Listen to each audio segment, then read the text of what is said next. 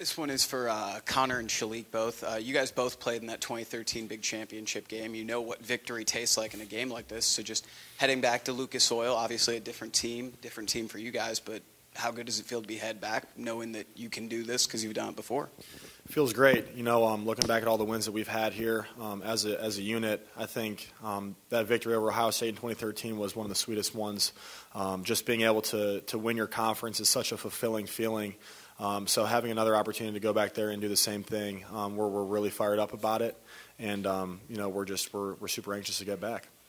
Kind of go off of what Connor was saying. I was kind of talking to a couple of the seniors the other day, and just explaining that our ratio for the Big Ten championship and making it there has been 3 out of 5 years, and that's pretty amazing. For this team, see to where it's grown and how far we've taken it, and what we've been a part of. So. It is an amazing feeling, but it'd be a lot better if we win. So, that's the focal point. Darien, questions for you. After the 2013 game, you were not yet in a starting role and everything else, and you talked about waiting for that day. What does it feel like for you now? You're going there, and you are the man. You are the starter. It's a different mindset for you. Yeah, for sure. 2013 was kind of relief duty, kind of coming in, when Tawan needed a breather. And now I'm the man in that role now. So got to go in with a different mindset. Got to go in knowing I'm one of the leaders on this team, along with the rest of the seniors, and just understand that my play on the field, affects a lot more of the outcome of the game, a lot more than it did in 2013.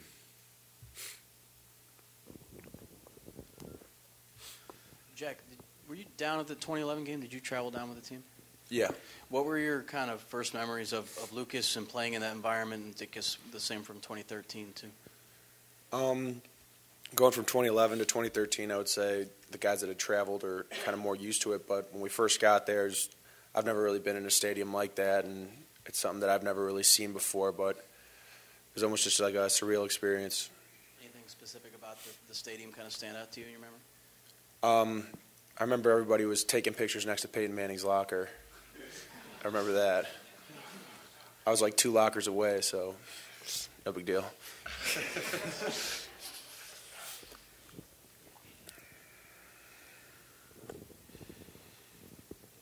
For Connor, when you look at Iowa on film, does Desmond King stand out?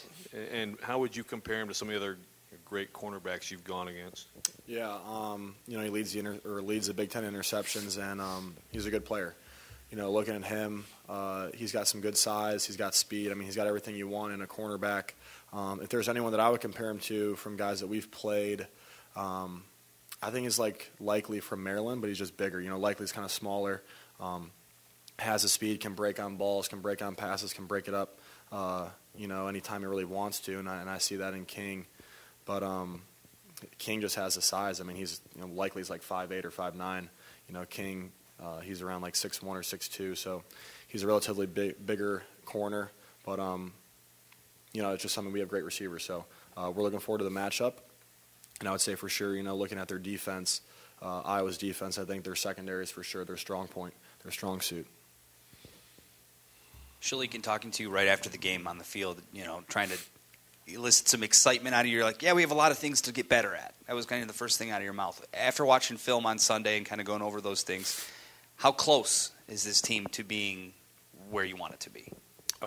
It really comes down to the inches, So, and when you evaluate the film, you understand that those inches can come on any given play, with a little more effort or a little better technique. So you just see how close we are to success, and the biggest thing is to make sure that we still have the mindset that we're chasing it. We want to obtain success, and we haven't arrived, and I think that this team has always felt that way, that we still have a lot to do here. But, yeah, you watch film and you just see that, we're making our way. Each and every week we're fighting and we're scratching to, keep climbing up the charts and keep being a productive team.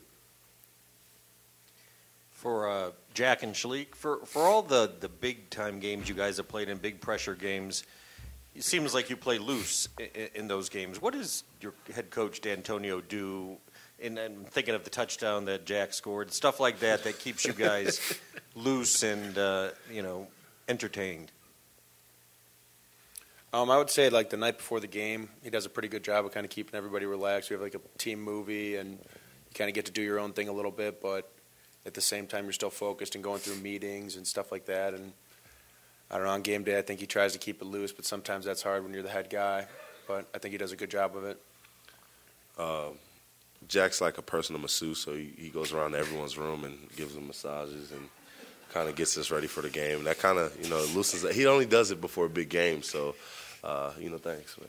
No problem. Loosen my hands and wrists on that. For Jack and Darien, Jack first, you, going into the Ohio State game and following that game, talked about how you were largely counted out. Now this week, Michigan State is the favorite in this game. How do you make sure, and you guys know what you do with the disrespect rule, how do you make sure you don't disrespect an undefeated team going in? I don't know, I think as seniors and leaders on this team, we need to kind of just instill in the young guys that if we work hard all week and prepare how we're supposed to and play hard for 60 minutes, we can accomplish our goals that we started talking about back in January after the Cotton Bowl and going through winter conditioning and spring ball and summer workouts. This is what we've been talking about ever since then. And if we show up and do our job and compete, we can achieve our goals.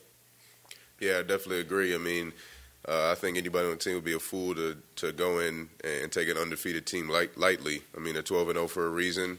They've done a great job, this season in all facets of the game, and obviously have been really successful. And at the end of the day, both teams are playing for the shot to go to the playoffs. So I'm expecting a hard-fought battle. I don't think anybody on this team would take it lightly. And I think you gotta know how to play as the underdog and as a favorite. We don't really care what we are in each game. There's going to be people that I think will win. There's going to be people that I think will lose. But what only matters is the guys in our team room, the guys that'll be playing the game. And at the end of the day, everybody's got to understand what's on the line. Darien, from a linebacker standpoint, when you go against a defense that is like your offense, trying to be balanced, trying to get as much pass and run as you can, kind of split that, is there a difference? Do you have to change your keys when you know that you have the responsibilities in both pass and run support? How much different is it when you play a balanced team versus someone that's got more run or pass? Yeah, I think you just got to be a lot more disciplined in what you do. You can't guess as you can do with a team that's heavy run or heavy pass. I think what helps us out is Iowa's offense is modeled and vice versa a lot of, based on ours. So going against our offense day in and day out, going against our offense in the spring and in fall camp, I think helps us a lot. And the fact that Iowa hasn't really changed, since Coach D has been the head coach here. So we've got a lot of film on Iowa and vice versa. And you just got to go in there with the mindset it's going to be a hard-nosed, smash-mouth kind of game of football. They do a great job with zone blocking. The line is extremely solid. They have kind of a rotation system of running backs that are all very, very capable and very able at what they do. And they can throw the ball down the field as well. So you just got to be extremely disciplined in what you do, especially defensively, and go in knowing it's going to be a really hard-fought, hard-nosed game of football. For Jack and Darien, both, you as seniors have been there. You know it's a different atmosphere. But because you have that experience, you guys have some young guys that you play with. What will you say to the young guys to prepare them for a new type of experience like Lucas Oil in this atmosphere, please? Kind of the same thing we've told them all year. The same thing we told them when we went to the Big House or went out to Columbus or went to Nebraska. It's a big game, but live in the moment, enjoy the moment, and just play loose out there. They'll be able to warm up, obviously, in the stadium, have our walkthrough the day before. And I'm sure it'll be a new experience for them, just like it was for guys, especially like Jack and Shilique and Connor that started in 2013. But we had great leaders then and we have great leaders now, just to let them know it's another game. Just enjoy the opportunity, embrace the moment. For me, I would just say kind of stay loose, enjoy the game. It's something that we've been working on, and a lot of the guys on this team have been doing since they were 5 or 6 years old. It's football, and it is what it is. But the biggest thing is just go out and do your job and beat the guy in front of you, and win those individual battles. Connor, question for you. The Ohio State week, as much as you were preparing or trying to get healthy to play, what was the process like for you of helping the other two guys in the event they were going to have to play, which they did? What did you do? Just be another set of eyes, be another coach out there, and just every time they'd come off on the sideline, they would say what they would, we'd talk about what they saw, then I would give my opinion, say what I saw, and we just all talk about the play in the series, that just went down in the field. But the best thing that I can do, like I just said, is just to be a big cheerleader. A guy who has another set of eyes looking at the defense, trying to help out the other guys when they walk off. But really that's the only thing I could really do. Not really. I mean, Tyler O'Connor, he's a smart guy. He's been in the system for a while. He knows how to break down film. Same thing with Damian. We all watch film together, leading up before meetings. Then during meetings, obviously, we're all, in the same room watching the tape. And then we all get together and watch tape with our offensive coordinator as well. So they do a great job during the week of preparing. It's all on their shoulders. But I was just out there. I think, if anything, it was just out in practice, me trying to help, encourage them and just tell them, about the read progressions and what to expect defensively from Ohio State. One for Shilique and one for Connor over here. Shilique, the Heisman Trophy vote is still wide open. Have you heard any of the Jack Allen for Heisman hype? I've been trying to get him out there. I'm on this campaign. We're making our way. Got to give him a couple more touches, but obviously you see what he can do with the ball when it's in his hands. So, vote for Allen. On a more serious note, Connor, don't ask me why, but I was looking at the 2013 Notre Dame game last night, and I'm just wondering if you've reflected at all on your life and the magic carpet ride you've been on since that day in South Bend.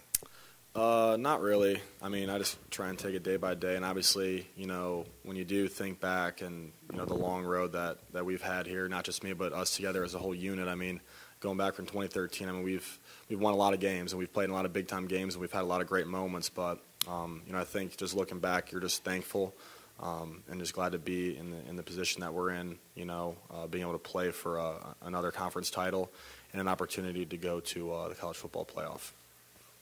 For Connor and Jack, what have you guys seen from Gerald Holmes in the last few weeks? Obviously going from 3 to 1 in the depth chart and really becoming the main guy in that running game right now. Yeah, I just see a lot of confidence with him. Earlier in the year, you're a young back. You're trying to learn protections. You're trying to learn, you got to know where to line up in certain formations if you're going to go out in a pass route. You got to know when the line changes a protection, or if I change a protection, you got to know who you have to block in certain circumstances like that. And then you just got to try and just develop confidence. And that's what the main thing that I've seen with him is just over the last couple of weeks, he's just so comfortable in his role. And another major thing is just the way he runs. He runs so aggressively. He never stops his feet, and I remember watching the Ohio State game, and he took Joey Bosa for a ride. You look at Gerald. Gerald's a relatively taller back, but he's not super thick. And for a guy with his size to take a guy like Joey Bosa for a ride, and he just it just goes to show that he just never stops his feet. And when he doesn't stop his feet, he can drag along big time players. A guy like Joey Bosa, who's close to 300 pounds. Just to get some extra yards after the carry. I would say we don't have like that one back pretty much the whole season that just got all the reps, so all these guys are kind of splitting time and trying to learn, and sometimes it's hard when you're not in there all the time to learn and pay attention all the time, and that's kind of the same with O-line. When you're not in there, it's hard to kind of pay attention, but with him, I would say all the running backs really have just been constantly trying to learn more and more, and after plays, he'll come up to me or he'll come up to Connor or somebody on the offense and ask, hey, what happened on this, or why did we check to this, and just consistently trying to get better day in and day out. And even when he makes mistakes, he just keeps coming back and keeps running hard, and that's what you want in a young back. For Darien, the last time you guys were in this game, the Rose Bowl was kind of the prize at the end. This year, knowing that it's probably the playoff if you guys do get in, does that change the motivation? Is there any more knowing that the national title's on the line? Not really. Obviously, first and foremost, we wanted to be East champions, and we were able to get that done. The second stage is to be Big Ten champions, and we're just trying to take everything, one game at a time. But we do know that there is, a higher goal to reach, which is going to the playoffs. But, in 2013, the highest goal for us to reach was the Rose Bowl, save the national championship. So that was the main goal, and that was a huge goal, and we were extremely excited when we got that opportunity. And now we know with the playoff lingering and with the opportunity to go there, the motivation is going to be just the same as 2013. We're going to be just as hungry, just as those seniors were, especially for us guys sitting up here knowing that, each game is coming down to our last game. We're in the green and white. So Knowing that the playoffs is right there for us, obviously gives us motivation just like it did with the Rose Bowl, and we're really looking forward to the opportunity. Connor, this question's for you. You had a chance to meet Miranda McCoy after the game against Ohio State. Can you talk a little bit about what that meant for you? And just in the big picture, you also wore a Chad Tough sticker on that during that game. Can you talk a little bit about how the off the field, how you have an impact off the field as well as on? Yeah. So talking about Miranda, well, first of all, she was an Ohio State fan. And then just by watching me play, she started, rooting for the Spartans, which is just crazy to think that just by playing a sport that you can have an impact on someone's life, like hers. She was paralyzed in a car accident in high school, and, she kind of reached out to me, just, would tweet me every once in a while. Then I followed her back, and then, she would message me sometimes and just wish me good luck before games. And then to finally meet her after the Ohio State game was awesome. She got to meet my mom, my dad, my sister. And they shared a moment before the game, just getting to know her and her family. But it's just crazy to think I just go out there, I play a sport, that thousands of other people play, and to just impact a girl's life like that, and for her to find joy in watching me play and be inspired by me just playing a game is kind of mind blowing to me. So being able to meet her and develop a relationship and take our relationship another step farther, just with just getting to know her and the way that her life is, and it just means so much that I can impact someone like that, and it just makes me feel really good.